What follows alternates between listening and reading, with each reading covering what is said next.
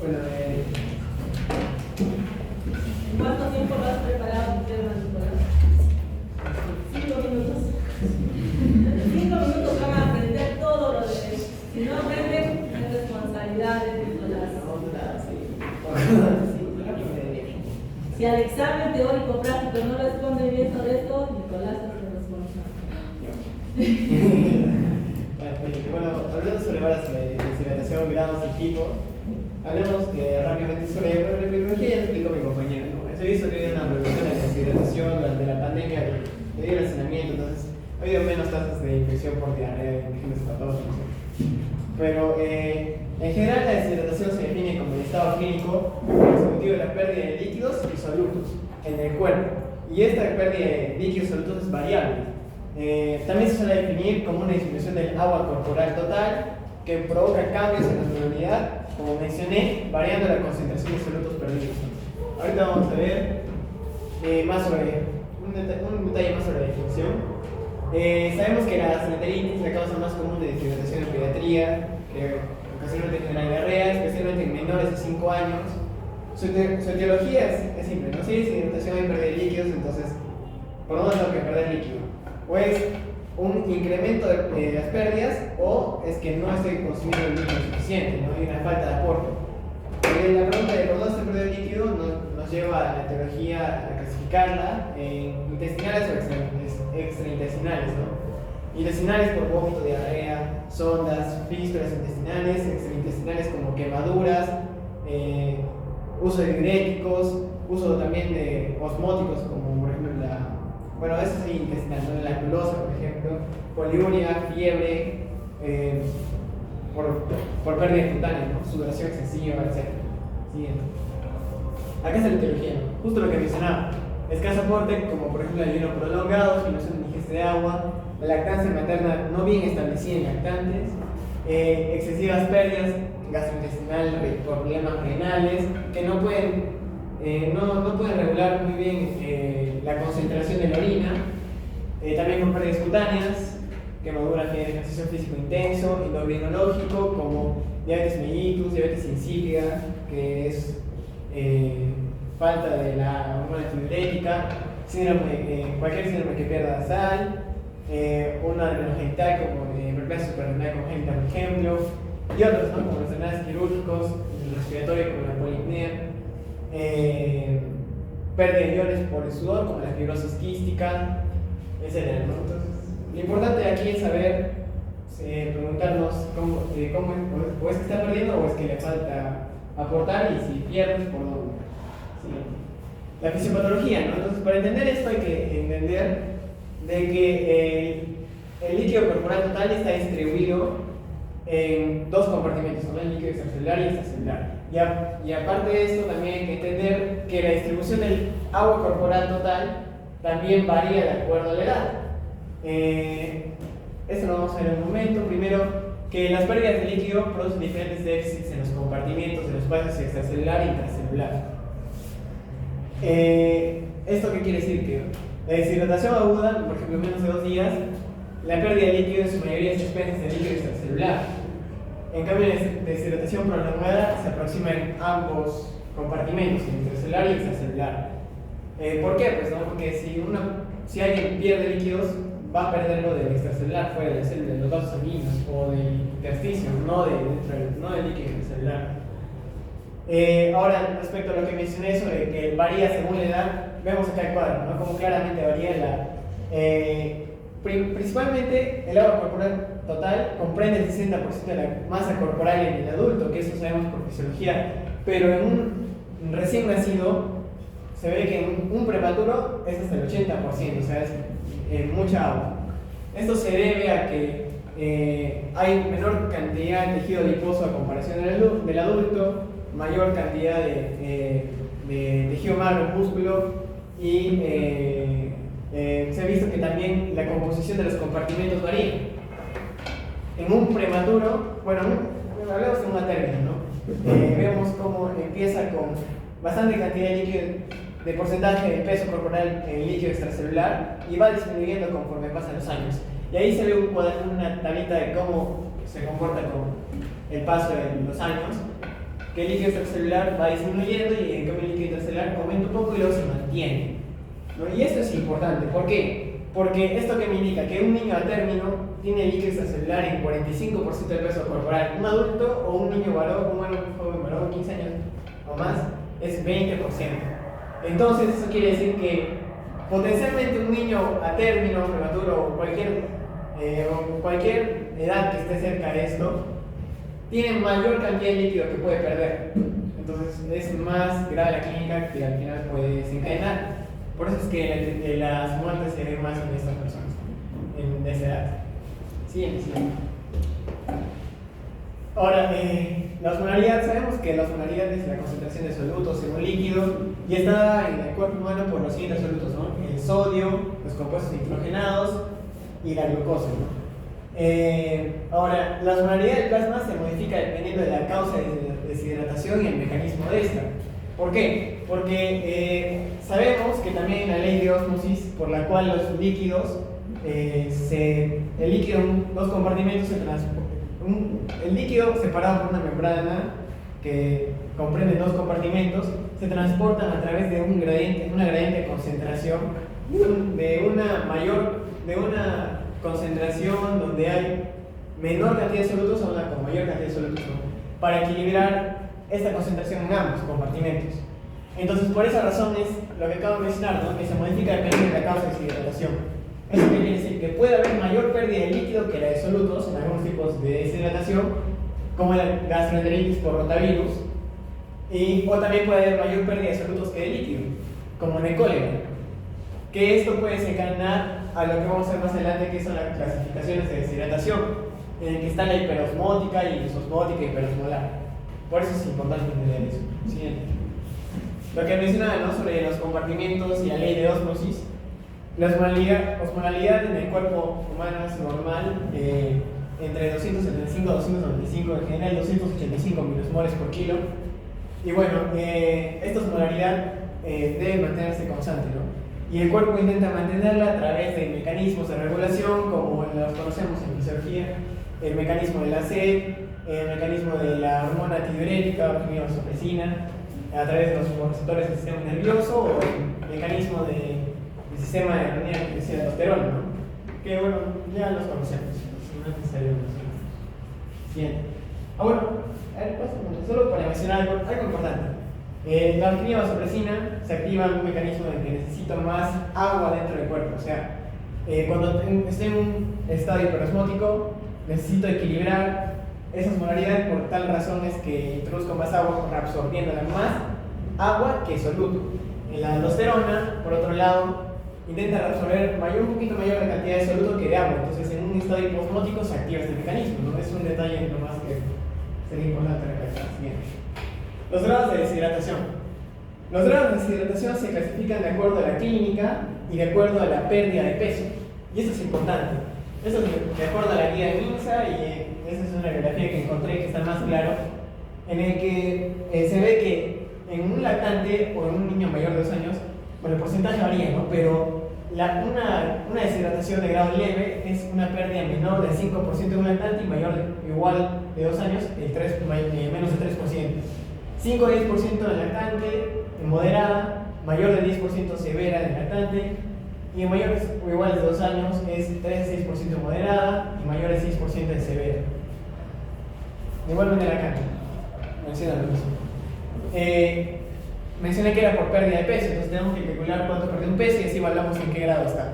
También podemos verlo por la clínica, pero no es el parámetro más seguro, sino el peso. Pero igual la clínica nos orienta, entonces sabemos de que una deshidratación leve nos da todos estos signos, pero no vamos a memorizarnos todos estos signos probablemente. Entonces vengo a traer los que yo considero más importantes, ¿no? Que se diferencian entre cada clasificación. Por ejemplo, se considera más la sed en la deshidratación leve. En los niños la fontanela anterior es normal, en nosotros ya vamos a ver que va variando. En la moderada se hunde, en la severa se hunde más. Entonces la fontanela anterior normal nos indica que es una deshidratación leve. También el pulso es normal en la leve, en cambio en la moderada ya varía. Si yo tengo un niño con taquicardia que sospecho que tiene deshidratación, es de moderada en adelante. También el signo de pliegue no es de la leve, es de la moderada. en adelante. Y también, según la guía MINSA, en la severa, o que ya shock, el llenado capilar lento es un signo no de moderada, sino de severa. La anuria también es un signo de severa. Y bueno, esos son los signos más importantes que creo que deberíamos tener en cuenta. Y es más, la guía MINSA los considera el signo de pliegue, por ejemplo, como un signo que debemos destacar para hacer el plan de tratamiento, que justo lo mencionó mi compañera, ¿no? Que no es el objetivo del seminario, pero lo destacan como un signo clínico importante. Bueno, eso es respecto a esto. A ver, siguiente. Bueno, justo lo que acabo de mencionar. No vamos a ver el tratamiento, pero justo este cuadro que lo considera la guía de MINSA para ver los signos clínicos, que considera al estado de conciencia y al signo de pliegue como asterisco los más importantes, uno de los más importantes. Entonces, lo que quiero llegar con este cuadro es de que cuando tenemos un niño con deshidratación, debemos de observar estas características, ¿no? El estado de conciencia, los ojos, la boca y la lengua, las lágrimas y la sed. Y el signo de pliegue. Y de acuerdo a eso ya vamos a ver más adelante, bueno, no lo vamos a ver en mi seminario, pero se va a ver de que a través de esos signos se sigue el plan de tratamiento. Otros signos clínicos de deshidratación en el recién nacido o en el bebé, lactante. Está la flotadera clínica que ya hablé, nivel de conciencia reducido con cosas secas, reducción de turgencia, taquipnia, taquicardia, llenado capilar, ojos hundidos y sin lágrimas, y repentina pérdida de peso, que es el más importante. Siguiente. La clasificación de la deshidratación se clasifica en tres: hipertónica, isotónica y hipotónica, ¿no? Acá está el resumen de todo, pero vamos a tocar más adelante, poco a poco desglosarla. Pero es en grandes rasgos.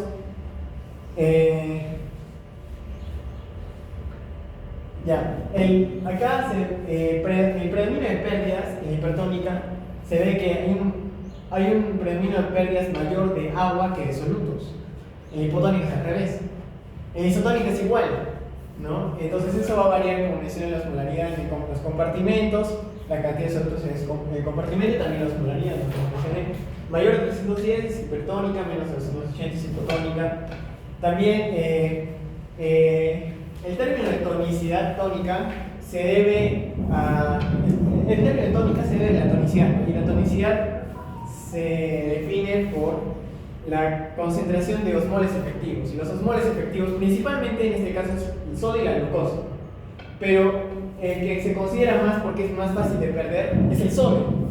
Por eso es de que se habla, cuando hablamos de hipertonicidad, hipotonicidad y isotonicidad, de la concentración o de sodio, miligramos por litro. Una deshidratación hipertónica, vemos que sodio está en más de 150, hipotónica menos de 130. Y esto de acá, el compartimento afectado, el hipertónica es el intracelular, isotónica y hipotónica es extracelular. Y ahorita vamos a ver por qué. Siguiente. Ya, primero empezamos con la isotónica. ¿Por qué? Porque es la que tiene el mejor pronóstico y es la más común. Se acompaña de pérdida de agua y solutos de concentraciones equivalentes. Es la presentación más común de deshidratación y tiene mejor pronóstico, debido a que no hay paso de agua entre compartimentos porque la osmolaridad es igual, entonces no hay ósmosis, no hay que equilibrar la concentración. Se indica, bueno, si es parte del tratamiento, no lo voy a mencionar.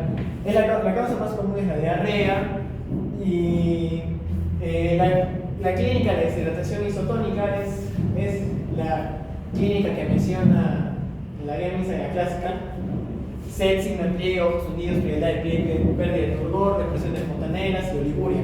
Y en casos graves de residencia se puede pensar en signos neurológicos, pero no inicialmente, porque es la de mejor pronóstico. Siguiente. La hipotónica o hipotantrémica se define por la disminución del líquido corporal total asociado a un sodio plasmático disminuido en menos de 130 del equivalentes por litro. Hay una mayor pérdida de sodio que de agua, y las causas están en cólera, como mencionamos. El cólera, a través de un mecanismo que explicó mi compañera de AMP cíclico, permite que se secreten mayor cantidad de solutos que a la vez esos solutos van a arrastrar líquido, pero la cantidad de solutos es mayor, entonces por eso es de que genera esta clase de diarrea, o deshidratación. También vómitos asociados a reposición de líquidos hipotónicos, formación de un tercer espacio, pérdidas cutáneas, pérdidas renales de sal, hidroplasia, supernemia congénita o exceso de hormona antidiurética, ¿no? De acá la más importante para mí es la E. coli. Y quizás los vómitos asociados a reposición con líquidos hipotónicos. El compartimento afectado es el extracelular, que es el primero en que se queda sin líquido. O sea, si se entiende que al haber mayor cantidad de pérdida de sodio bueno, no, eso no importa acá, sino que de donde se pierde el líquido es de los vasos sanguíneos y el intersticio, ¿no? Entonces, el compartimento extracelular es el que se queda afectado. Y como el compartimento extracelular se queda sin solutos o con pocos solutos, entonces en vez de que se equilibre, de que el agua pase del intracelular a extracelular, es al revés. Como tiene poco soluto y mucha agua extracelular, necesito que ese exceso de agua se vaya al intracelular. Entonces lo que origino es que las células se dematicen. Y al contrario, o sea, no solo perdí líquido por alguna razón, sino que sigo perdiéndolo porque como no tengo mucho soluto y tengo mucha agua, ese excedente de agua se va también al intracelular, entonces lo sigo perdiendo. Por eso es que el componente extracelular es el más afectado. Y esto es importante para un signo, para un signo clínico que debemos tener en consideración en este tipo de deshidratación, que es el sistema nervioso. Desencadena un pasaje del compartimento extracelular al intracelular, como mencioné, generando edema celular y es de mayor importancia en el cerebro. Entonces, su clínica también nos va a llevar a manifestaciones clínicas del sistema nervioso. Se presentan con náuseas y malestar en la deshidratación hipotónica leve. Cuando va progresando, va pasando de dolor a la cabeza, letargo, inquietud, y si es muy grave, menos de 100 mg por litro, hay edema cerebral, convulsiones, alteración del tronco encefálico por mucha presión del edema, coma y muerte. Entonces, pero todo hace algo del sistema nervioso, entonces eso es algo que por esa razón me gustaría que se lleve.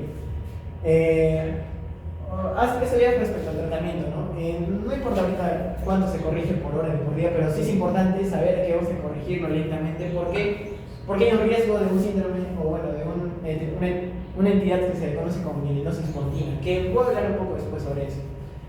Pero ya, siguiente.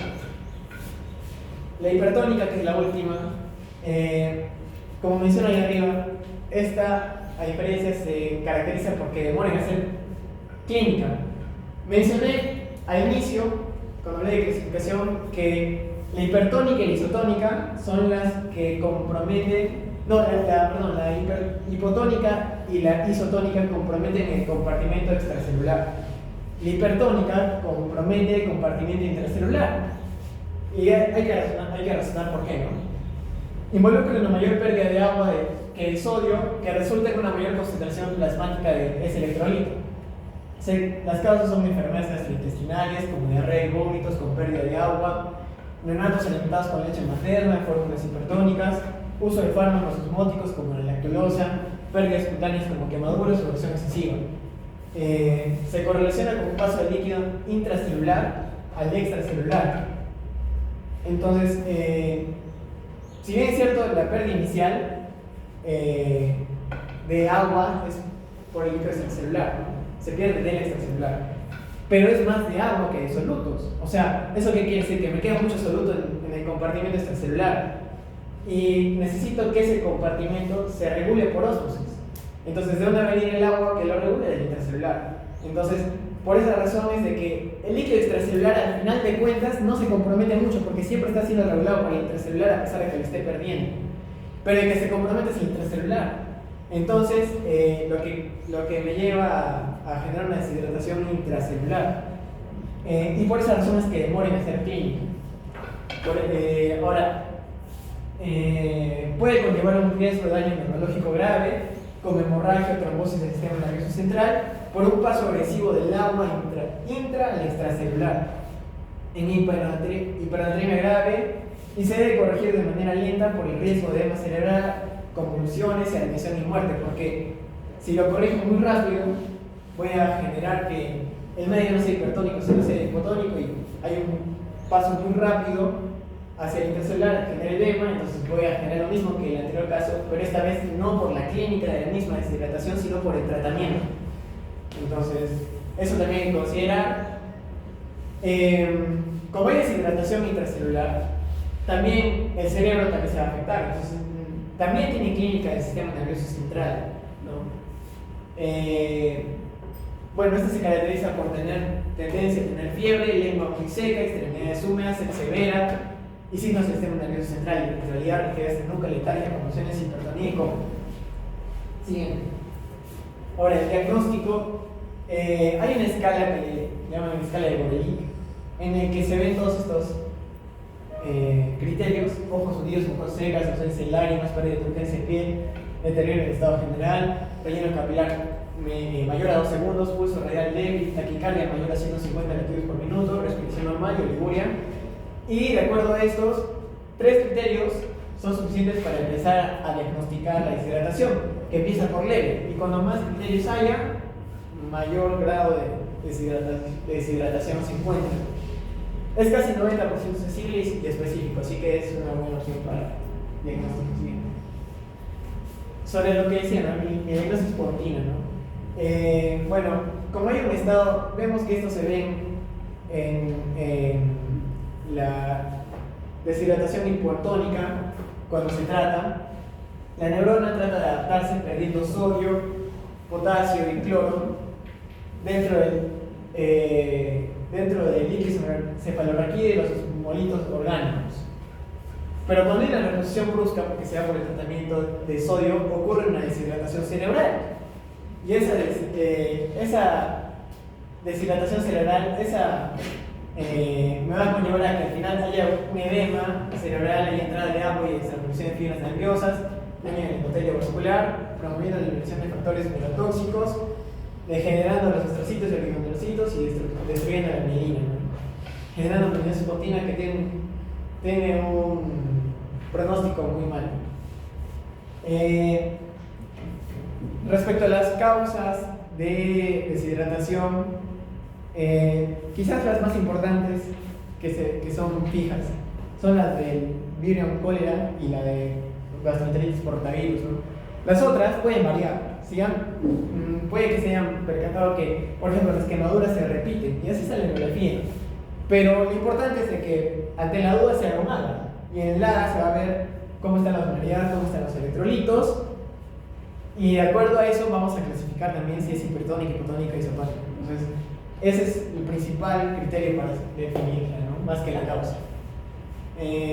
También hay que hacer un hemograma, el pH, la osmolaridad, la glucosa, la urea y creatinina y un análisis para ver la función renal.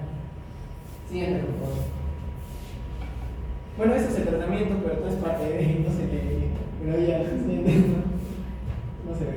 Las conclusiones: la fisiopatología de la deshidratación en pediatría se hace en la dinámica del movimiento de agua entre compartimentos a partir de la osmolaridad de los mismos, desencadenando diversas condiciones adversas que conllevan complicaciones severas, especialmente neurológicas.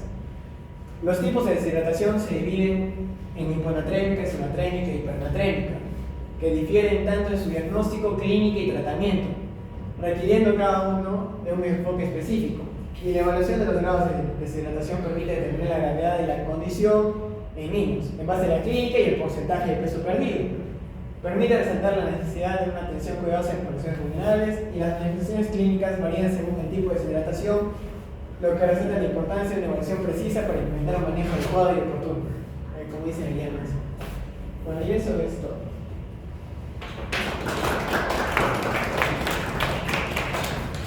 ¿Preguntas?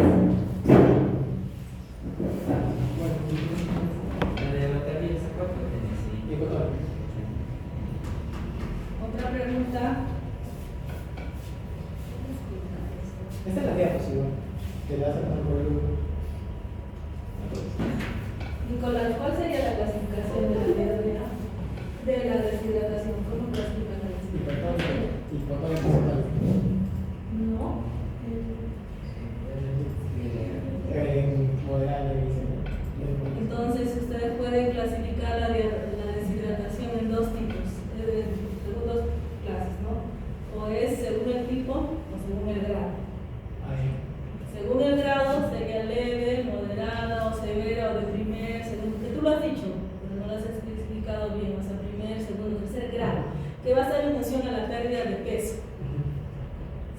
Y el otro es en función al tipo, si va a ser isotónica, hipotónica o hipertónica. ¿A qué componente va a estar más afectado, cierto?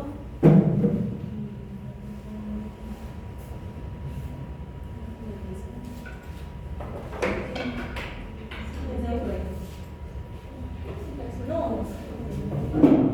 vas pasando los problemas, ¿sí? Bien.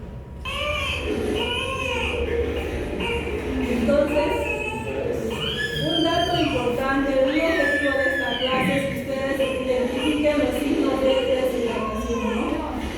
Entonces, en esto, ustedes van a ver un niño que le van a hacer el signo del pie. ¿Se ve, no? Entonces, ¿qué estamos viendo ahí? Cuando ustedes van a evaluar un paciente, lo primero que tienen que hacer es aplicar el triángulo de evaluación pediátrica, ¿cierto? ¿Recuerdas, Nicolás, a qué corresponde el triángulo de evaluación pediátrica? Los que han hecho ya el módulo de diarrea, ya lo deben saber. Entonces, es lo que tú has dicho: evaluar el signo, el estado de conciencia, que es el sistema neurológico, el patrón respiratorio y el color. Evaluar el estado de conciencia, estoy relacionando el sistema neurológico, cómo está. Evaluando respiración, estoy viendo cómo está funcionando el sistema respiratorio, ¿no? Y el color, estoy evaluando el sistema cardiovascular, de manera independiente, pero que al final se integra, no es separado. Recuerden que todo esto es de manera didáctica, no es separado. Entonces, este niño, ¿cómo lo catalogaría en su estado de conciencia? Está alterado, pero está irritable, ¿no? Entonces ya está irritable, ya está, ustedes están recordando la clase de Nicolás, el seminario de Nicolás. Entonces, este niño no está normal, está irritable. Ya han visto el color, más o menos, no se lo ve pálido, ¿no? Más o menos. Y el signo del pliegue, ¿cómo ha sido? ¿Cómo ha sido el signo del pliegue? Negativo. ¿Sí? Entonces, eso es lo que tienen que recordar. O sea, ustedes tienen que aprender. No han visto muchos pacientes deshidratados, no los van a ver generalmente. Entonces, tienen que recordar. Entonces, lo que les dice la guía del MINSA es una cosa, y asociado a lo que nos han puesto con la escala de Gorelick, es otra. Podemos integrarlo, ¿sí? Yo les sugiero que integren los dos.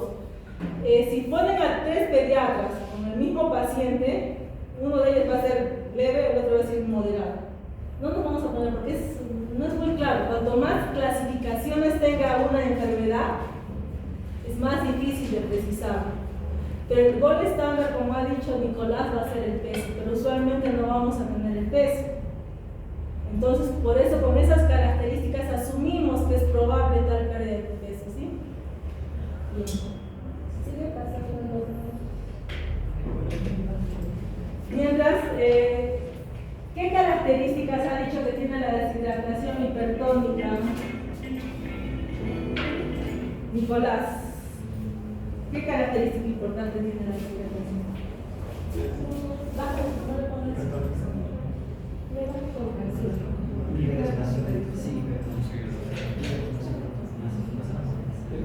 Tiene más agua que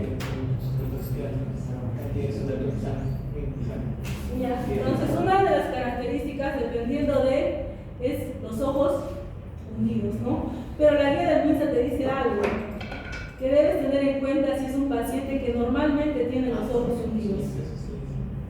Entonces es un dato que hay que preguntar a la familia, ¿no? Sigamos. Sigue pasándolo. Entonces, no se olviden revisar abdomen, también está dentro del examen que deben tener en cuenta para un paciente con diarrea, que va para lo que hemos hecho, y con deshidratación. ¿Sigue? Hay diferentes maneras, esa es una forma de hacer el signo del pliegue, ¿han visto el anterior? Sigue pasando, ¿no? Sigue, no, vamos viendo. Vayan viéndolo. Mientras yo les... El llene capilar, Nicolás, ¿cuál es lo normal del llene capilar? Que sea superior a 3 segundos. ¿Todos están de acuerdo? Sí, sí. No, porque en una nos has dicho 3 segundos y en otra nos has dicho 2. Es el signo pliegue. No, tiene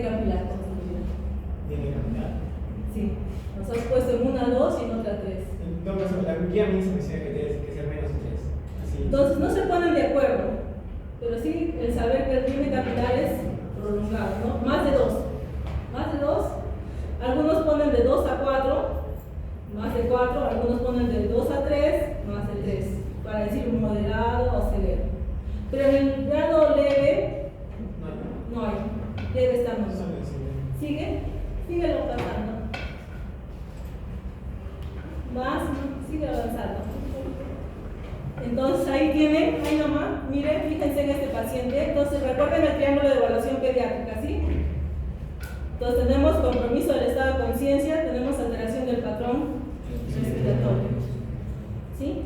Este es un paciente que tiene una deshidratación severa, pero no es por diarrea. Entonces, pero sí tiene lo que pueden ver, que no nos mencionó tampoco Nicolás, la acidosis metabólica que también puede tener la deshidratación. Entonces, en la deshidratación por diarrea puede haber acidosis metabólica, pero esta se va a corregir usualmente al corregir volumen, ¿sí? No se usa bicarbonato. Ustedes pueden tomar un pH y pueden encontrar con acidosis metabólica, pero no debo usar bicarbonato. Primero debo corregir, porque la causa fundamental es la pérdida de volumen, ¿sí? Entonces, este paciente tiene una cetoacidosis diabética, pero igual es una respiración de Kussmaul, que es característica de la cetoacidosis o de la acidosis metabólica. Entonces, no necesariamente cuando vemos un paciente con proceso de dificultad respiratoria, significa que tiene neumonía. ¿Sí? Ese paciente está respirando rápido, pero no es una neumonía. Es una cetoacidosis. A ver, sigue ahí. Pues ahí ustedes pueden distinguir. Ahí nomás. Déjalo ahí. ¿Cómo dirían que esté ese paciente? Está mirando mejor. Pálido, las mucosas orales están secas, ¿no? Entonces, para algunos, uno de los patrones que guía más para evaluar la deshidratación es las mucosas orales secas. Entonces, tienen mucosas orales secas y tiene capilar y el signo del pliegue, ¿sí? Otro error el Gorelick es una buena clasificación, pero tiene un error, como les decía en la mañana a sus compañeros, la frecuencia cardíaca. Porque un lactante de 2-3 meses, ¿cuál es su frecuencia cardíaca normal? 140, 150 puede llegar. Y Gorelick nos dice más de 150. ¿Sí? Lo cual no concuerda con el. Entonces, lo que podríamos modificar ahí es que sea taquicardia, ¿no? Para la edad. Entonces, este niño, ¿qué grado de deshidratación diríamos que tiene? Severa, ¿no? Está irritable, las mucosas orales están secas, los ojos están muy... y probablemente sea un desnutrido. Entonces la pregunta sería, ¿cómo hago en un desnutrido para valorar el estado de hidratación? El desnutrido no tiene tejido celular subcutáneo, es irritable por sí. Entonces, ¿cómo valoramos? El signo del pliegue. ¿El peso? Sí, pero si no lo tienen. Mucosas orales. Solo tener la boca sin media seca, pero sí puede ser una opción las mucosas orales y el otro viene capilar. Viene capilar es uno y el otro es la orina. ¿Sí? Sigamos antes para ya creo que sí.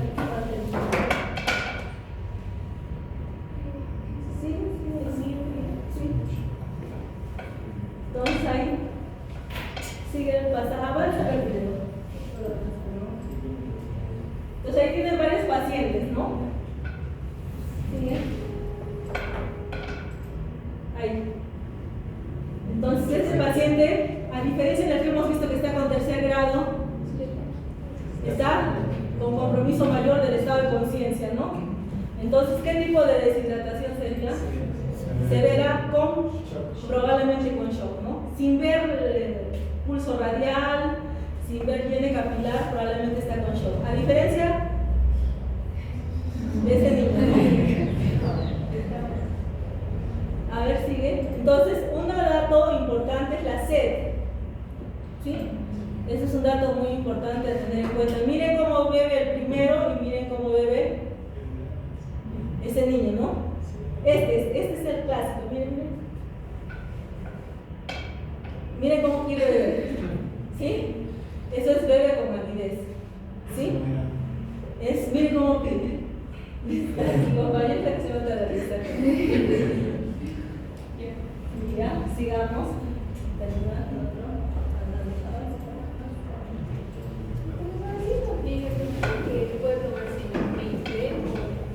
¿Sí? Se puede tomar usualmente en el abdomen, pero hay que ver dónde salga, ¿no? Pero más fácil es en el abdomen. A ver si en la mano no suele, en los adultos, en los niños mayores suelen perder la turgencia, es mejor en el abdomen. Ahí tienen a ver eso del pliegue.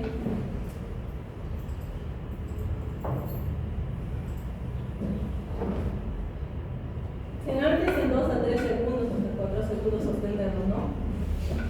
Y tiene que ser lateral, ¿no? Esa es la forma adecuada. Sigue, avanza, ¿no? Ya, ahí. Entonces ahí tienen, ¿no? ¿Cuánto sería este signo del pliegue? ¿Sí? Entonces, para que recuerden los signos de deshidratación, el objetivo de esta reunión era tener. Y también hay, atrásalo un poquito, antes de eso. Ahí, déjalo. Miren el patrón respiratorio, ¿no? Entonces, la otra deficiencia en la guía del MINSA es que no nos pone la respiración, ¿no? Pero es evidente, cuando ustedes van a ver un paciente así deshidratado, van a ver también cómo está respirando. No se confundan con proceso respiratorio, cuadro de neumonía.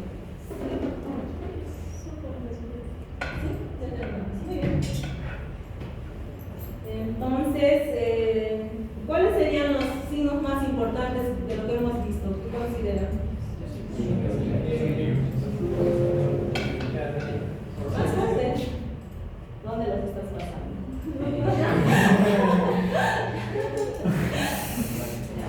Muy mal. Me acordaré de ti en el examen.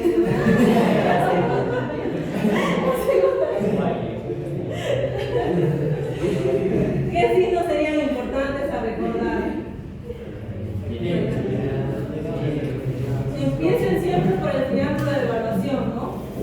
Estado de conciencia, color, respiración.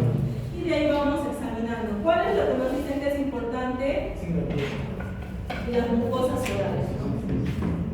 Entonces, resumiendo, empezando desde arriba, si es un niño menor o mayor, si es un niño de cualquier edad, empezamos por el estado de conciencia, de cualquiera. Ustedes ya han visto a los niños pequeñitos cómo se ve la mirada perdida cuando está con compromiso con el tarde, ¿no? No está alerta como el otro que han visto. Si tiene menos de 2 años o 1 año, fontanela. Entonces empiezo conciencia, fontanela. Bajo ojos. En ojos miro si están hundidos y si hay lágrimas. Luego bajo a boca. En boca veo mucosas orales, húmedas, algo secas o muy secas, ¿no? Y bajando el signo del pliegue. Luego veo diente capilar, veo frecuencia cardíaca, frecuencia respiratoria y pulsos, ¿no?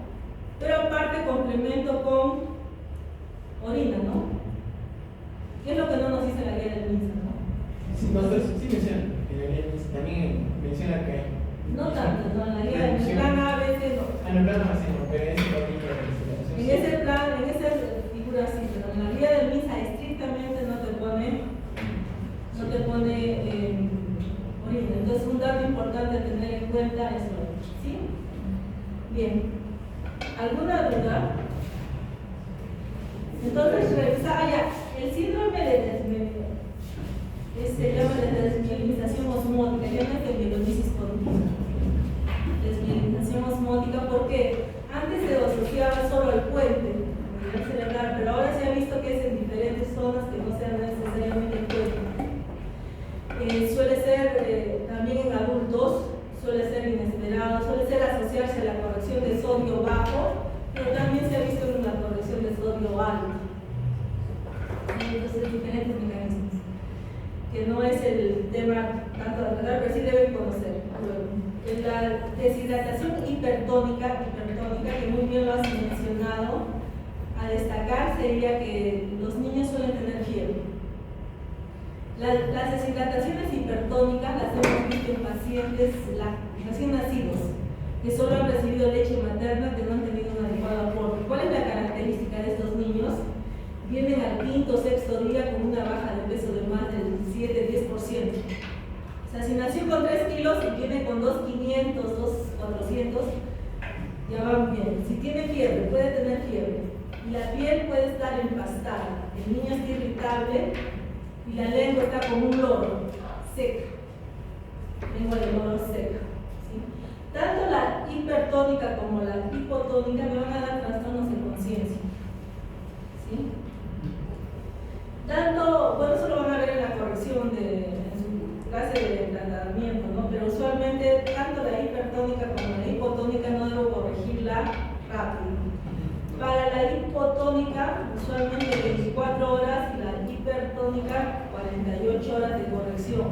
Tanto en una u otra debo bajar o subir el sodio no más de 10 miliequivalentes por litro de sodio seco, ¿no?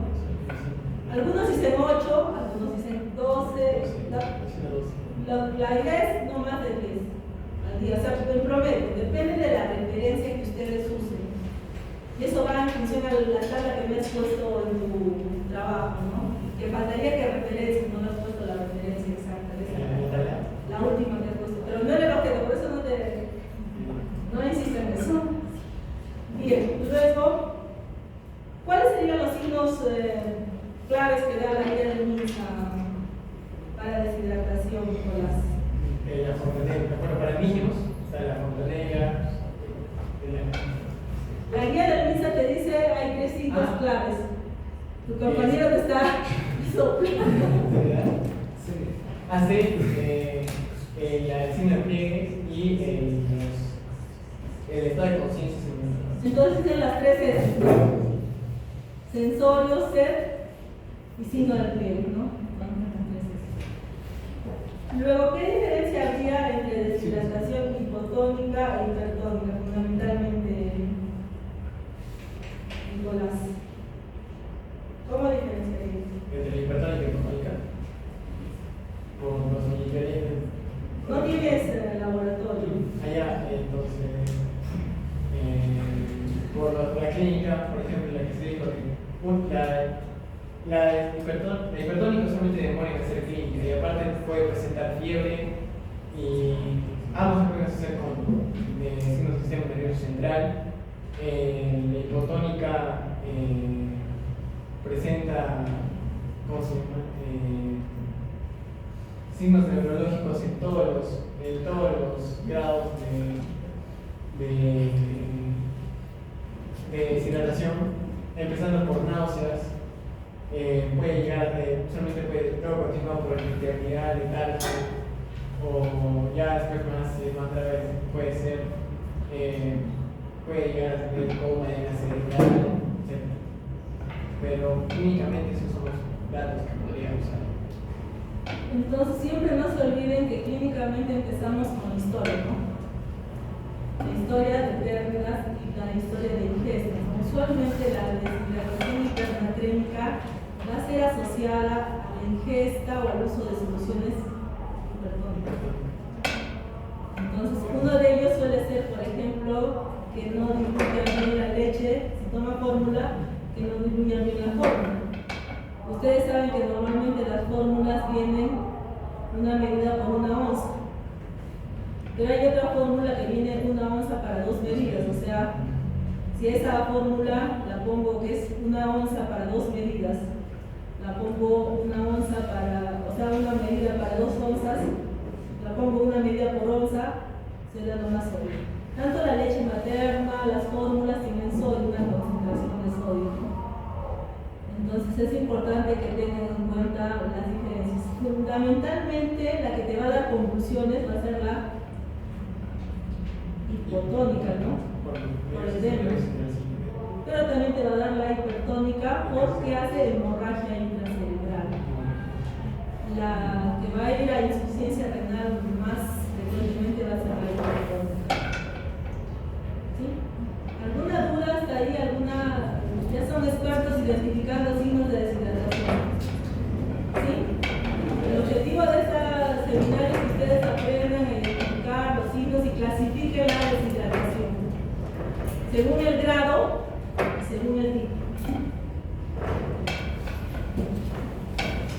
Nada más, chicos. ¿Todo está claro? ¿Sí? Muy bien. Entonces, ¿por qué llamas la atomicidad? ¿Por qué el plasma? ¿Por qué llamas soluciones isotónicas y fotónicas? Porque hay un balance de los osmoles efectivos, que es el principal del sodio y glucosa, pero en este caso el sodio es el principal. O sea, hay una pérdida de soluto en el que principalmente está el sodio. Y un osmol efectivo se define por aquel soluto que es capaz de mover agua, de generar que el agua se mueva en compartimentos. Entonces, pérdida de sodio, mayor cantidad va a generar también pérdida de movimiento de agua. El osmol efectivo viene a ser el sodio. La atomicidad va a estar dada por la relación del sodio con el agua y la membrana celular. ¿Cómo se comporta el sodio y la membrana celular y el agua? Porque va a generar movimiento, el sodio, si tengo alto o bajo, va a generar o que entre o que salga sodio de la célula. Doctora, justo también tenía una pequeña duda respecto a eso, porque encontré bibliografías en que la fórmula de atomicidad incluye la glucosa, por eso es que la menciono, pero principalmente es el sodio. La glucosa pasa y se metaboliza, por eso no se considera como osmol efectivo. El sodio es el que es el osmol efectivo. Y por eso la urea tampoco lo considera, la urea es un osmol efectivo. Sí, eso sí, pero... Y el valor que aporta la glucosa es bajo. ¿Sí? Porque la glucosa, ¿cuánto es el valor normal? 100, hasta 100, 100. 110. ¿Entre cuánto tienes que dividirlo? Acabas de hacer. Ah, es creo, 18. 18. Entonces, ¿cuánto te sale? Sí. Sí. Sodio 2 por 140, ¿cuánto te sale? 280. ¿Quién es el que aporta más? ¿Por qué divides? Ya te pongo un punto más. ¿Por qué divides entre 18? Porque supongo que porque la cantidad de filtración de glomérula de glucosa es de 180. Tu compañera se está riendo. La voy a jalar, ¿verdad? ¿Es por eso? No sé, es por eso. No, a ver, dinos por qué. Se